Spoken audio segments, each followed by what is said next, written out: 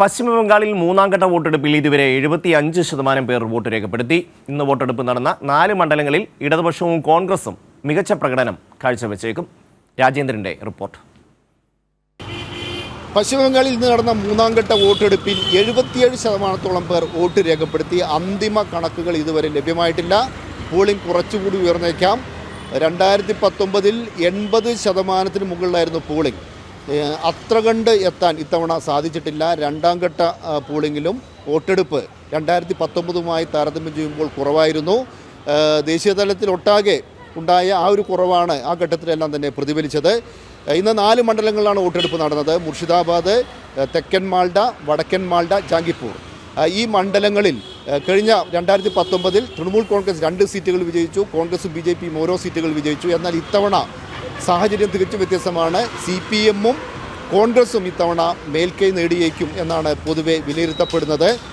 ചില അക്രമ സംഭവങ്ങൾ ഇന്ന് റിപ്പോർട്ട് ചെയ്തിട്ടുണ്ട്. തൃണമൂൽ കോൺഗ്രസ് പ്രവർത്തകർ 4 ബൂത്തുകൾ പിടിച്ചെടുക്കാനുള്ള ശ്രമം നടത്തിയത് സംഘർഷമുണ്ടാക്കി. ഇതിനെ CPIM പ്രവർത്തകർ ചോദ്യം ചെയ്തു.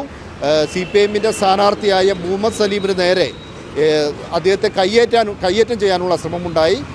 ഇതുകൂടാതെ മാൾഡ മണ്ഡലത്തിൽ, ഉത്തര മാൾഡ മണ്ഡലത്തിൽ കോൺഗ്രസ് BJP പ്രവർത്തകർ ഏറ്റുമുട്ടി.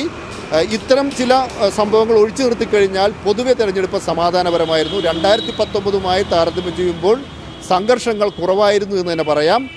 ബൂത്ത് പിടുത്തം ഉൾപ്പെടെയുള്ള കാര്യങ്ങളൊന്നും മുൻ തെരഞ്ഞെടുപ്പുകളിലേതുപോലെ നടന്നിട്ടില്ല എന്നാണ് CPIM കേന്ദ്രങ്ങൾ ചൂണ്ടിക്കാണിക്കുന്നത്. അതുകൊണ്ട് തന്നെ ഇത്തവണ മെച്ചപ്പെട്ട പ്രകടനം കാഴ്ചവെക്കാൻ സാധിക്കുമെന്ന് ഇടതുപക്ഷ പാർട്ടികളും അതുപോലെ കോൺഗ്രസും എല്ലാം തന്നെ പ്രതീക്ഷ വെച്ചു പുലർത്തുന്നു. ഇനിയും 4 ഘട്ടം തെരഞ്ഞെടുപ്പുകൾ ഈ ബംഗാളിൽ അവശേഷിക്കുന്നുണ്ട്. ഇനി 30 മണ്ഡലങ്ങളിലേക്കാണ് തെരഞ്ഞെടുപ്പ് നടക്കേണ്ടത്. ഈ 30 മണ്ഡലങ്ങൾ വളരെ നിർണായകമാണ്. അതുകൊണ്ട് തന്നെ വരും ദിവസങ്ങളിൽ എല്ലാ പാർട്ടികളും വളരെ ഊർജിതമായ പ്രചാരണ പ്രവർത്തനമായിരിക്കും ബംഗാളിൽ നടത്തുക.